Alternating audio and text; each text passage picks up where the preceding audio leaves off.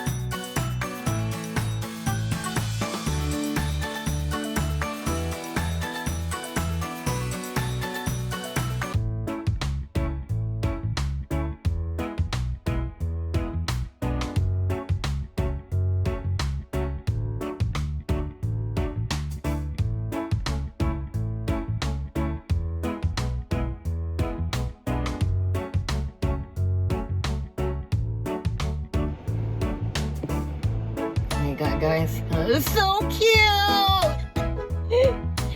Go shower. It's scratching its armpit. All right, guys, so we just finished touring the Bear Country Zoo. It was really fun doing the drive-through zoo and having all the bears like close up to you and able to take pictures and stuff like that while still staying in the car. What do you think, Rem? It's fun. Remy has his telescopic lens, so very helpful.